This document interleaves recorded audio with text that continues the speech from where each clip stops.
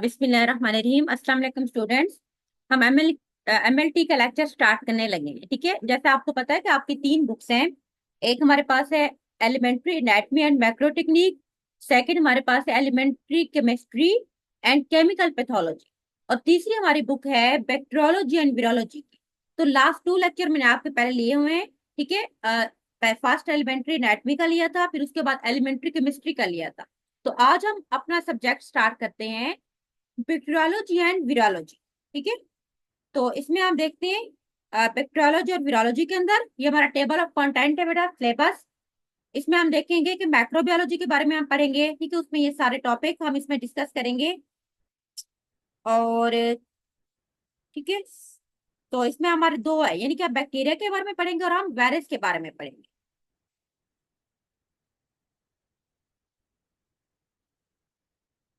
तो इसमें हम पहले नंबर पे पढ़ते हैं बैक्टीरियोलॉजी एंड वीरोलॉजी। तो फर्स्ट चैप्टर में हमारे पास इंट्रोडक्शन, मैक्रोस्कोप क्या है, स्टेरिलाइजेशन क्या होते हैं, स्टेन क्या है, कल्चर मीडिया क्या होता है। ठीक है, आइडेंटिफिकेशन ऑफ बैक्टीरिया, हम उसको कैसे आइडेंटिफाई करते हैं, study of common pathogens and sensitivity to antibiotic and virology. तो पहले हम पढ़ते हैं बैक्टीरियोलॉजी एंड वीरोलॉजी में इंट्रोडक्शन टू क्लिनिकल मैक्रोबायोलॉजी।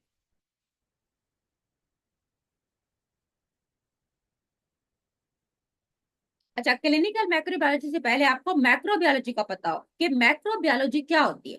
मैक्रो का मतलब होता है बेटा छोटा, यानी कि ऐसा small, bio mean life, small living organism जो आम आंख से नजर नहीं आते, जिनको देखने के लिए हम मैक्रोस्कोप यूज करते हैं, उनको हम कहते हैं मैक्रो ऑर्गेनिज्म। तो macrobiology mean the branch of science that deal with the study of macro organism is called macrobiology. ठीक है, तो मैक्रोबायोलॉजी साइंस की वो ब्रांच है जिसमें हम मैक्रो ऑर्गेनिज्म को स्टडी करते हैं। अब हमारे पास है यहाँ पे क्लिनिकल मैक्रोबायोलॉजी। तो clinical macrobiology is the branch of medical science जिसका मेन कंसर्न होता है with the prevention, diagnosis and treatment of infectious disease. क्योंकि लास्ट क्लिनिक्स आया है ना, तो हम इसमें मेडिकल से रिलेटेड पढ़ेंगे कि जो मैक्रो ऑर्गेनिज्म बीमारियां काज करते हैं, हम उनको कैसे डायग्नोज करते हैं, हम उनको कैसे प्रिवेंट कर सकते हैं, और हम उनकी ट्रीटमेंट कैसे कर सकते हैं। ये सारी स्टडी हम करते हैं क्लिनिकल मैक्रोबायोलॉजी के अंदर। अच्छा, स्कोप क्या है क्लिनिकल मैक्रोबायोलॉजी का। क्लिनिकल मैक्रोबायोलॉजी में लैब टेक्निक्स में हम इसको यूज करते हैं to identify the macro organism and diagnose the infectious disease. ताकि आप जब लैब में काम करो तो आप उन तमाम मैक्रो ऑर्गेनिज्म जिसमें बैक्टीरिया वायरस हो सकते हैं, आप उनको आइडेंटिफाई कर सको, और उसके बाद आपको पता चल सके कि इनकी वजह से कौन सी बीमारी हुई है।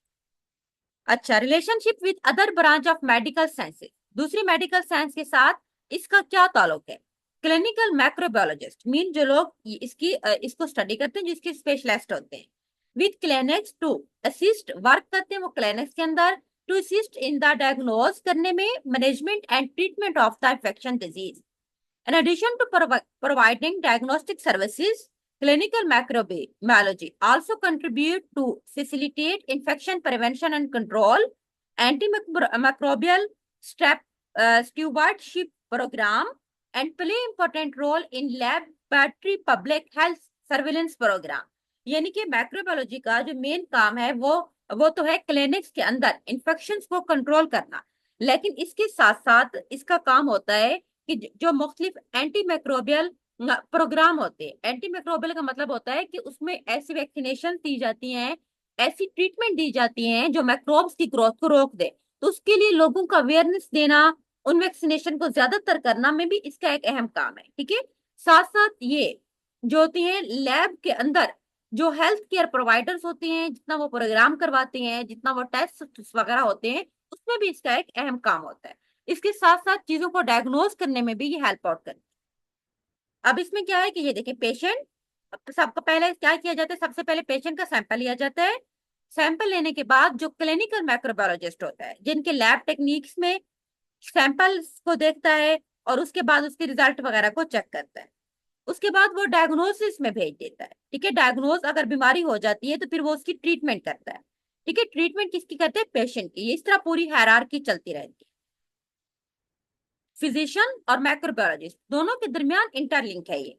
यानी कि आप लोग भी तो बेसिकली टेक्नीशियन में आएंगे ना माइक्रोबायोलॉजिस्ट के अंदर, तो आप और फिजिशियन के दरमियान एक तरह का ये इंटरसेक्शन रहता है, आपका एक रिलेशन रहता है कि कैसे आपने सैंपल लेना है, फिर आपने डॉक्टर को देना है, डॉक्टर ने उसको देखना है, दोनों ने मिलकर उसको डायग्नोस करना है, फिर उसकी ट्रीटमेंट बतानी है, ठीक है।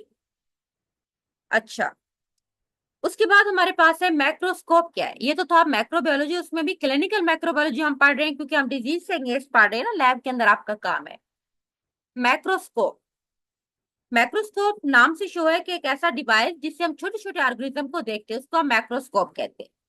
हिस्ट्री ऑफ मैक्रोस्कोप, मैक्रोस्कोप एक ग्रीक वर्ड मैक्रोन, जिसका मतलब होता है स्मॉल, और स्कोपिस से लिया गया जिसका मतलब होता है टूलिंग, ठीक है। इसको सबसे पहले लेवन हुक ने 1632 से 1723 में इन्वेंट किया था।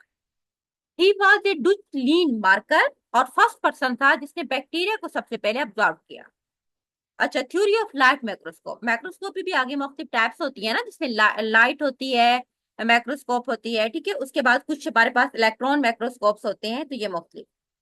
तो इसमें हम देखते हैं कि light microscope, light microscope most basic और इसेंशियल मैक्रोस्कोप होती है जो किसी भी लैब में हम यूज करते हैं। It is use for visualizing very small object like cell, bacteria, parasite, और उनके जो अंदर ओवा एग होते हैं, जो उनके सिस्ट होते हैं या उनके क्रिस्टल होते हैं, इन तमाम छोटी छोटी चीजों को देखने के लिए हम इसको लैब में डेली रूटीन में यूज करते हैं, ठीक है। अब इसमें क्या है कि they otherwise not visible to naked eye, यानी कि ये इतना छोटे होते हैं जो हमें खुली आंख से नजर नहीं आते। इट कंप्राइजेस ऑफ, इसमें बहुत सारे लेंस होते हैं जिनकी मैग्निफिकेशन मुख्तलिफ होती है, जिसको हम छोटा करके बड़ा करके उसकी मदद से हम डिटेल में अपनी स्टडी को कंटिन्यू कर सकते हैं, ठीक है। अच्छा, सच ए मैक्रोस्कोप इज कॉल्ड, हम इसको कंपाउंड लाइट मैक्रोस्कोप कहते हैं। इसके बेसिक तीन हिस्से होते हैं, एक इसके फुट पीस होते हैं, एक इसकी बॉडी होती है, और इसके आई पीसेज होते हैं। अच्छा, नेक्स्ट हमारे पास है बेटा नेचर ऑफ लाइट, या कॉन्सेप्ट ऑफ एम्पलीट्यूड क्या होता है, या वेवलेंथ क्या है, ये कुछ टर्म्स है। लाइट का मतलब होता है कि लाइट माइक्रोस्कोप के अंदर जो हम लाइट डालते हैं किसी भी जो होते हैं मटेरियल्स को अंदर देखने के लिए, light is a form of energy that travel in wave, जो वेव की फॉर्म में ट्रेवल करती है। अच्छा, वेवलेंथ क्या होता है कि वो डिस्टेंस होता है दो पॉइंट्स के दरमियान, ठीक है, उसको हम वेवलेंथ कहते हैं, और ये बेसिकली हमें कलर ऑफ लाइट बताता है।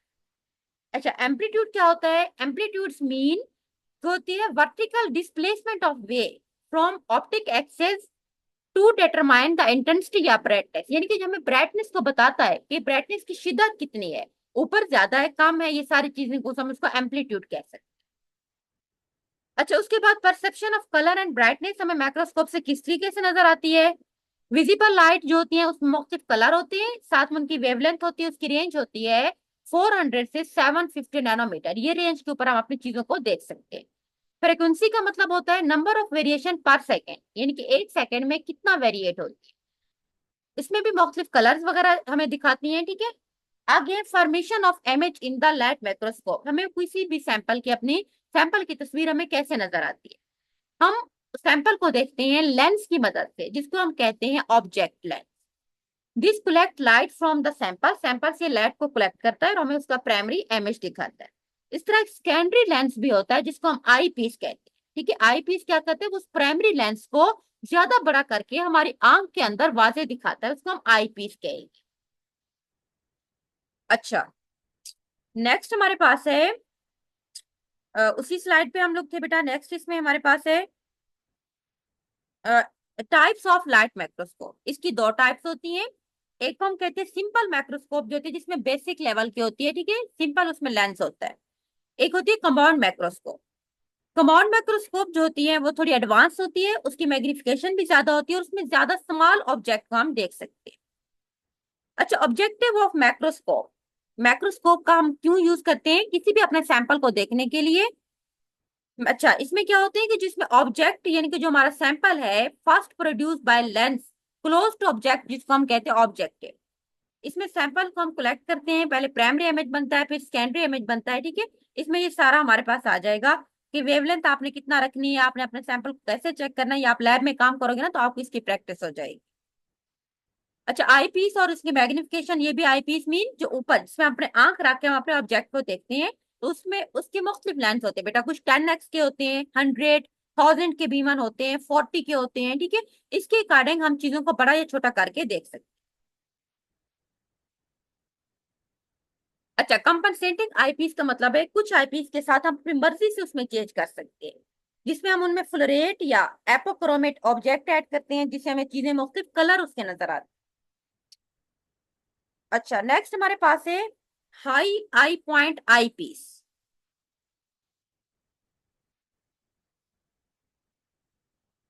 Some manufacturer equip their microscope with high eye point eyepiece के साथ बनाते हैं, ताकि ये माइक्रोस्कोप ऐसी होती हैं जब एक पर्सन इनको देखे तो वह एक लंबे फासले पे चीज को इजीली देख सके। High point eyepiece also avoid straining on to eye lens पे इसकी वजह से कोई पसीना नहीं आता, और हम एक फासले से किसी भी, आमतौर पर ये जो क्लाइमेट यानी कि जो मौसम को देखते हैं, पेश को ही देखते हैं कि किस तरह की आबोहवा है, उसके लिए मोस्टली यूज की जाती है। ठीक है। आगे बेटा है रिजॉल्विंग एंड पावर ऑफ क्या होती है। ठीक है, ये जो लेंस जिस तरह आपको नजर आ रहे हैं, ये देखिए, ये मुख्तलिफ होते हैं। नीचे लेंस का साइज होता है 40x10 पे 100 पे आप सेट कर सकते हैं। ये वैसे बेसिक इंट्रोडक्शन है, ये लैब में आप लोग जब देखोगे माइक्रोस्कोप को आपको इसकी प्रैक्टिस हो जाएगी। आगे होता है एक numerical aperture. Resolving power of object is of great important. ठीक है, ये डिपेंड करती है न्यूमेरिकल अपर्चर के ऊपर। ये बेसिकली एक वहां पे सुराख होता है, जो कि एक फिगर होता है दैट हैज बीन वर्क, जो ऑटोमेटिक काम करता है, और ये लाइट को लेंस के डायमीटर को वहां पे फोकस करता है कि कितना उस सुराख से लाइट नीचे आनी है, कितना डायमीटर हमने लेंस का रखा हुआ है, और हम कितना फासले पर लाइट के ऊपर ऑब्जेक्ट को देख सकते हैं। इसके मुख्तलिफ साइज होते हैं। ठीक है। अच्छा, ये माइक्रोस्कोप है, आप इसमें इसको देख सकते हैं। ये देखिए, आपने देखी भी हुई होगी। ये इसकी स्टेज है, यहाँ पे हम स्लाइड रखते हैं, ये इसके ऑब्जेक्टिव लेंस होते हैं, ये हमारे पास आई पीस है। ठीक है। और इस तरह से नीचे ये हमारे पास होता है न्यूमेरिकल अपर्चर, जिससे लाइट पड़ती है यहाँ के ऊपर। ये सारे नीचे से इधर हमारे पास फोकस लेंस होते हैं, जिससे हम अपनी मर्जी से एडजस्टमेंट कर सकते हैं। ये स्टेज है, ये इसकी बेस लाइन है। तो ये हमारे पास है माइक्रोस्कोप। ठीक है। तो ये हमारा आज का टॉपिक है। हम माइक्रोबायोलॉजी, हमने उसमें डेफिनेशन पढ़ी थी, क्लिनिकल माइक्रोबायोलॉजी, और हमने थोड़ा सा माइक्रोस्कोप पर डिस्कस किया था। ठीक है। तो नेक्स्ट हमारा जो मोस्ट इंपोर्टेंट टॉपिक है ना, वो है स्टेरिलाइजेशन एंड डिसइंफेक्शन। ये हम इंशाल्लाह लास्ट टाइम पढ़ेंगे, सॉरी नेक्स्ट टाइम पढ़ेंगे। ठीक है। आज के लिए हमारे पास इतना ही काफी। अल्लाह हाफिज।